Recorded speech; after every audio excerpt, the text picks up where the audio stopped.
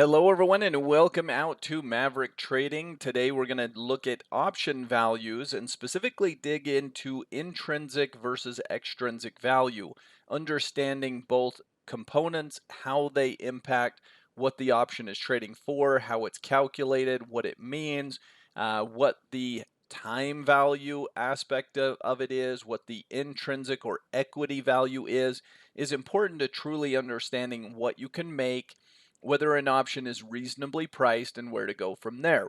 So in order to understand this better, let's talk about just options in general as being compared to insurance, because really the options market was created as a form of insurance. It allows people to insure their stocks, right? That's why puts were created, is as a form of insurance.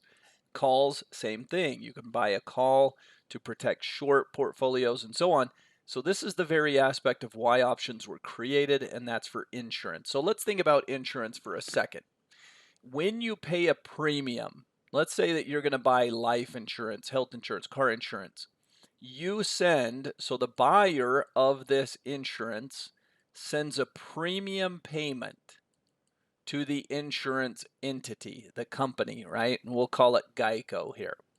So they send money, and Geico makes a promise. Now, it's a transfer of risk. They're also saying you take the risk, and for taking the risk, I will send you money for taking that risk, right? So it's a transfer of risk. Maybe this is on a car, and we say, well, we're not comfortable with the risk that this car crashes and so on. I'm not sure why it's a Flintstone car, but maybe this car is worth $20,000, and I'm not comfortable with the idea that if it's totaled tomorrow, it's worth zero, right? And I lose out. It went from 20,000 in value to zero. I'm not comfortable with that. I can send a little money to Geico every 6 months or whatever it is for a transfer of risk. And what Geico says is, hey, we got you covered. If this is totaled and goes to zero, we will send you a check for the value so that you can buy a replacement. That's the whole insurance aspect of it. So think about this premium that you're sending. Why are you sending him that amount of money? What's involved there? Well, there's a certain amount of time that is committed here, and there's a certain amount of value that is transferred here, right? A certain amount of risk. If this car was worth 40,000, would we send them more money? Yes, because they're taking on more risk. If this car was worth 60,000, yes, we would have to pay more premium. The value aspect of it is part of how much premium you're sending. If this car is only worth 5,000, then the premium you send them is very small because they're not insuring a large value. They're insuring a smaller value. Now, time is also part of the factor here. If they're insuring us for 6 months, we send them a certain amount. If they're insuring for the next year, we would send them more than that, right? The amount of time that they're insuring will also play a role in how much this premium is. So not just the value of the asset, but also the amount of time that they are protecting. You see those two components. It's important you understand that because that's how options are priced as well. This premium, well, there's a time component, there's a value component to it that's priced into how much premium the option buyer sends to the option seller. So a lot of times when you're understanding options, you can get a little bit caught up in the weeds and feel like it's too complex. If you just understood that Geico is insuring this person against damages on their car for 6 months, that's the time component, and it's a $20,000 value, that's the value component. Those two factors are the biggest factors in how much premium is being sent right there. If you understand that aspect of it, you will understand options, because those two components right there are very similar to how an option is priced. So let's get into that concept a little bit here. So let's think about options as a form of insurance, right? In the options market, you have calls on this side and you have puts usually listed on this side in an option chain. You'd have the strike price. This is where the deal is struck. That's the insurance that you're providing. The higher the strike price, the more expensive the protection and so forth. So let's take puts as an example, okay? And there would be strike prices here. Let's say it's a 100 strike, a 95 strike, a 90 strike, a 85, whatever. So if we looked at the puts, the 100 strike put would cost more than the 95, which would cost more than the 90, which would cost more because the value's higher. See, a buyer of the put, think about this person that is buying a put option for protection. He's sending money to someone else and also sending the risk to someone else. The buyer of this put says, okay, I want the right. I want the ability, the option. What's another word for choice? Right? It's option. I want the option to be able to sell the stock for 100 no matter where it goes. Now, if it goes higher, of course, this puts no good. It's out of the money. I won't want to sell at 100 if it's worth more than that. If my stock goes up to 120, I'm not going to exercise my right, my option, my choice to sell for 100.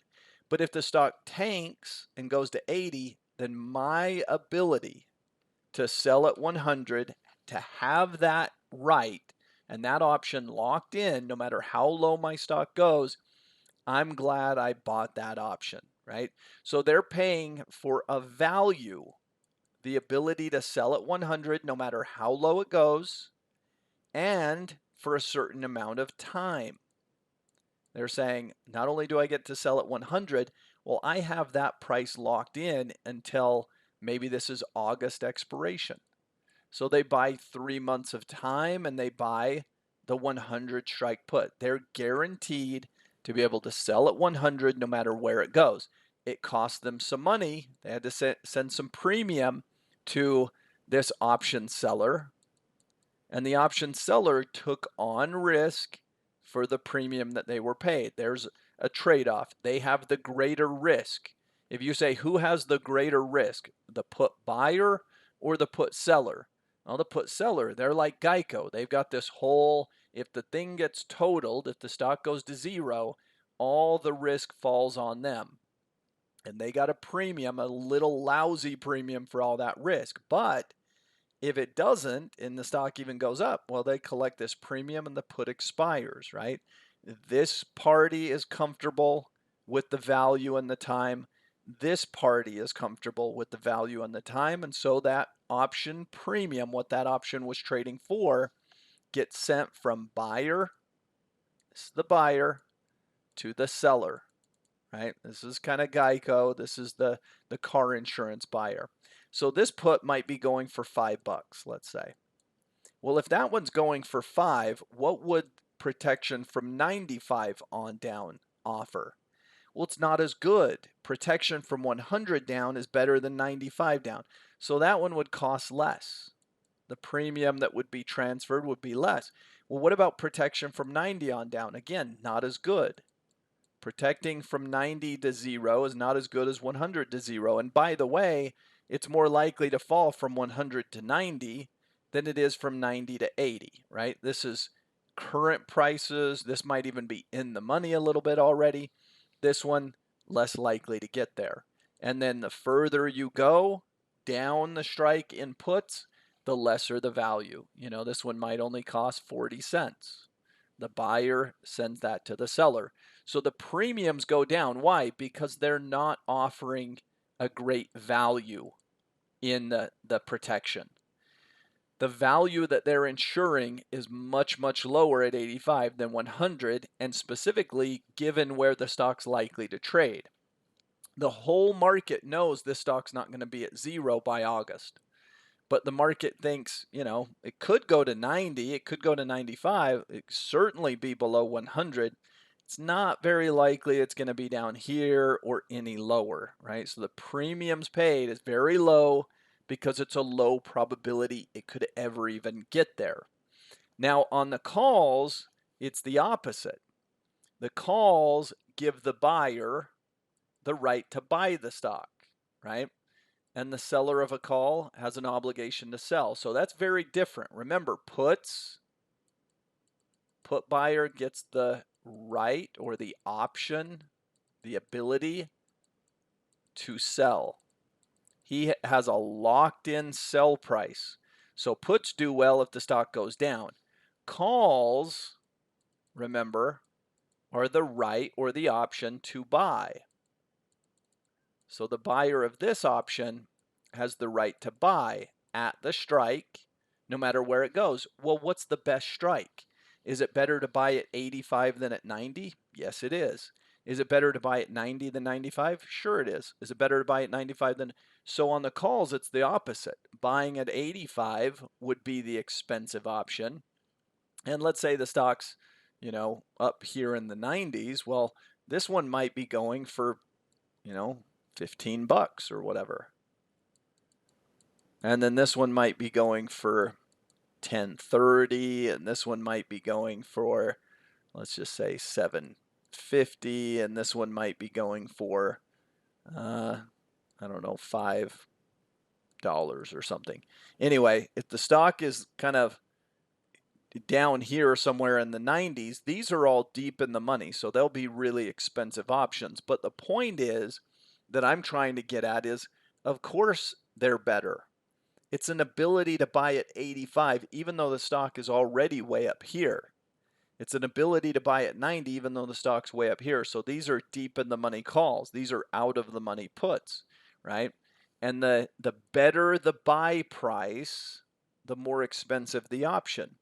Because the buyer of this option has the right to buy the stock, the seller has made a promise to sell. And he's not happy he has to sell at 85 with the stock blasting above that. He did collect a premium. The premium got paid here, but so did the risk. And right now, this guy is at risk of the stock going up, and that's exactly what it's doing. So the option seller is collecting this premium, but taking on a certain risk.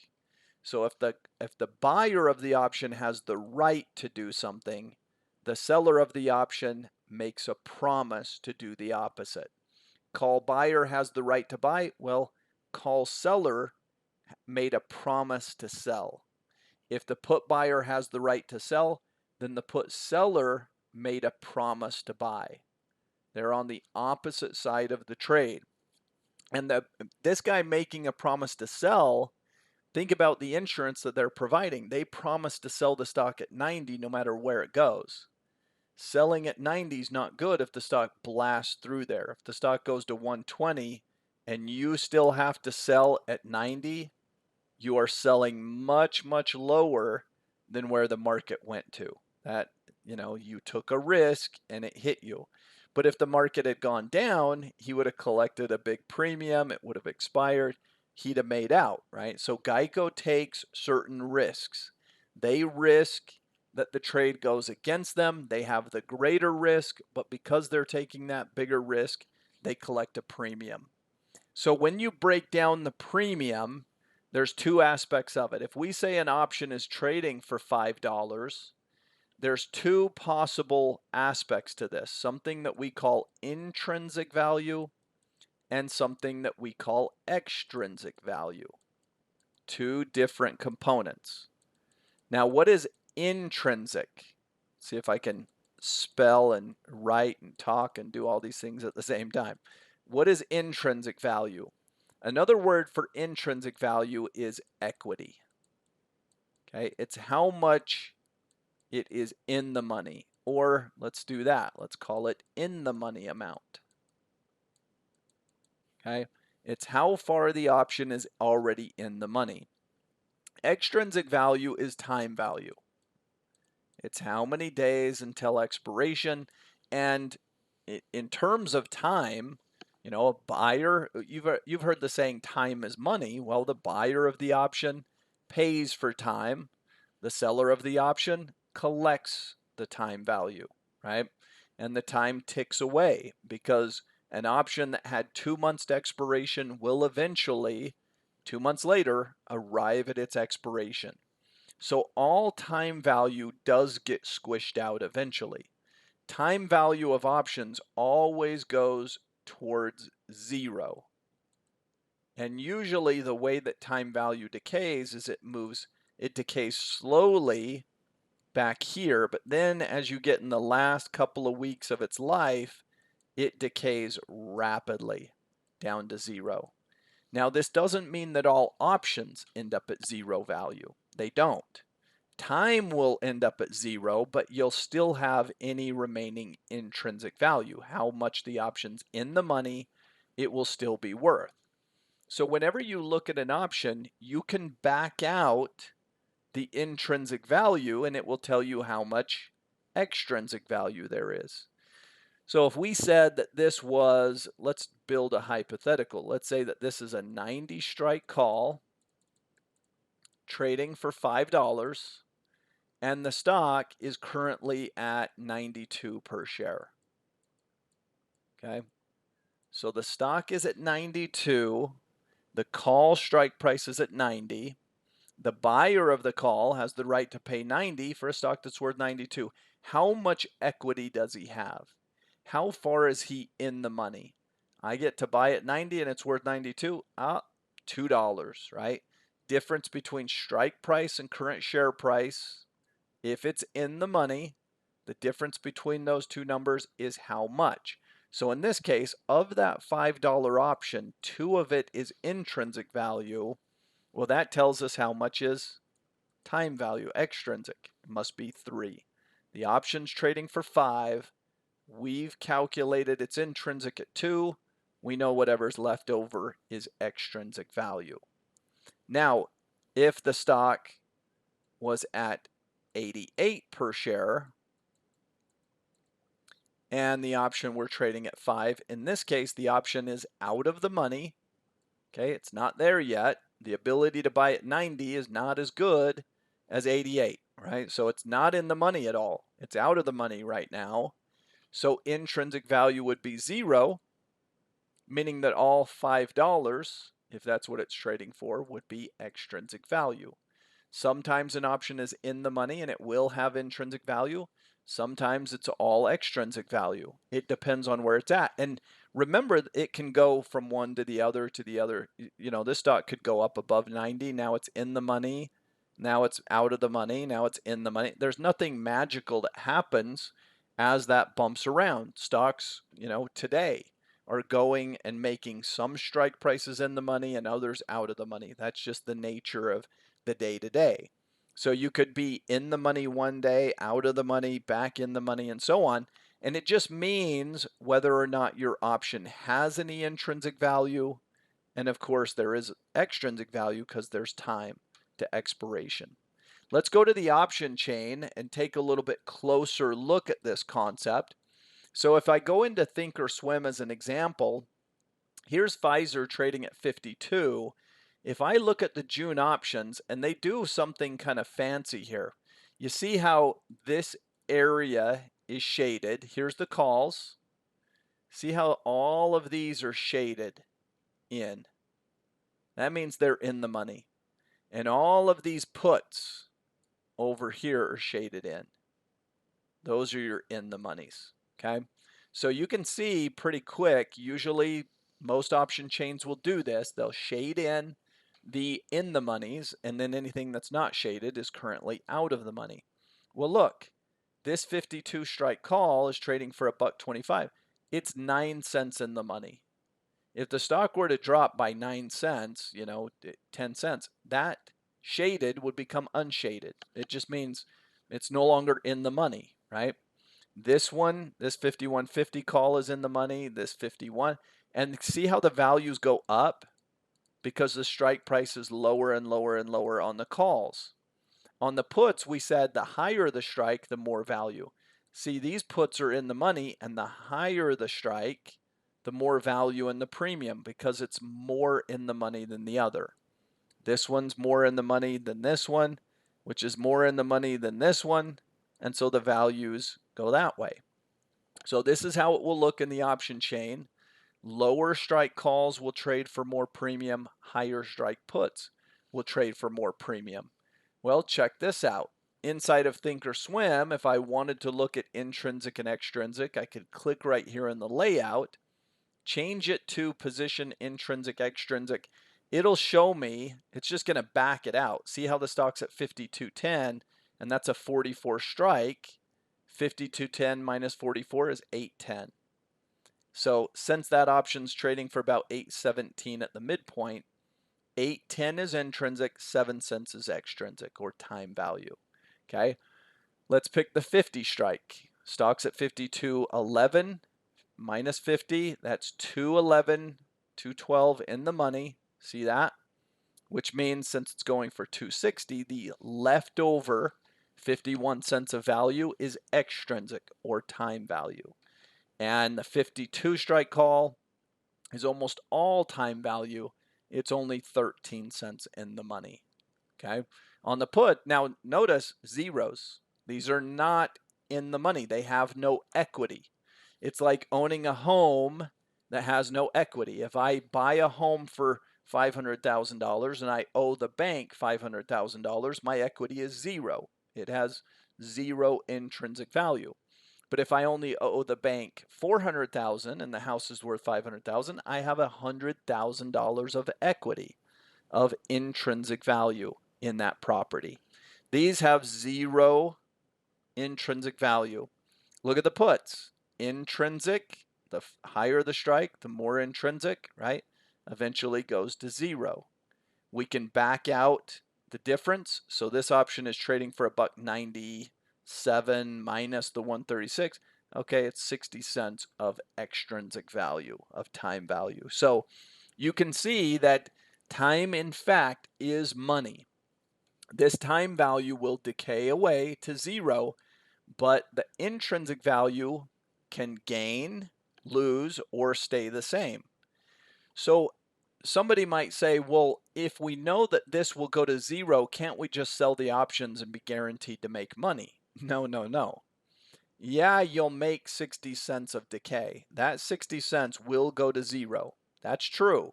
What's the problem? This intrinsic value could go from $1.35 to $5.80. So if it's $5.80 in the money, even though that went to zero, yeah, you made the 60 cents of decay, but you lost overall in the premium. You know, you'd lose a few $100s in that case. So it's not just about making the time decay.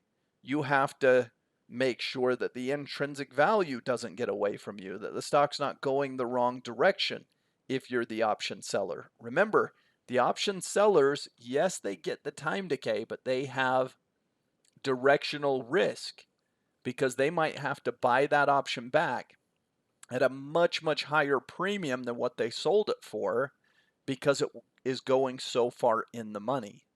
That car is essentially crashing on them. So does Geico, have some risk? Absolutely. If the trade goes against you, yeah, you can make the time decay, but you might lose more than that on the intrinsic value lost based on that stock price move. Now, the option buyer, you might say, well, the option buyer has a huge disadvantage because if I buy the option, I'm going to lose this time value over time, right? If I buy that call, I know that that 50 cents I paid in time value is going to go to zero eventually. True, but this intrinsic value could go up a lot more than that, right? Would I be okay losing 50 cents of extrinsic and gaining $2 of intrinsic? Absolutely. I'm up $1.50 overall. So if you get the directional move right, you'll gain so much in intrinsic that it will overwhelm what you lost in extrinsic value. For an option buyer, the worst case is the stock going sideways or going directionally the wrong way. Why? Because on the sideways move, they'll lose the time value. And on the directional move against them, they'll lose the time value and they'll lose the intrinsic. In other words, the entire option will be worthless. They'll lose what it was in the money, it will go to zero, and the time will run out. So if you get the direction right, your intrinsic values will boom. and the option buyer wins. If you get the directional value wrong, not only do you lose over time decay, but you'll lose the intrinsic as well. So the option will arrive at expiration worth 0. And if we paid 270 for the option and it goes to 0, well, that's a bad situation, right? So option buyers need to get direction right, and they need to get it right in the right amount of time. They have some time decay risk, and then the bigger risk is directional. You can lose a lot more from the intrinsic than you can lose from the time decay, but both could work against you. The time decay is working against the option buyer, yes, but they can beat it by having a big intrinsic gain, by getting the direction right. The delta of the option will overwhelm the theta, the time decay. So some good principles there to kind of understanding how options are priced, how it compares to the insurance market. It's a lot of fun. As you dig into options, you will learn, you will grow, you will develop your understanding of how the markets work and your place in them. This is Corey Halliday on behalf of Maverick Trading. Thanks for joining us. Visit us at maverickTrading.com. Click to subscribe to hear more content like this one, and we will see you next time. Goodbye, everyone.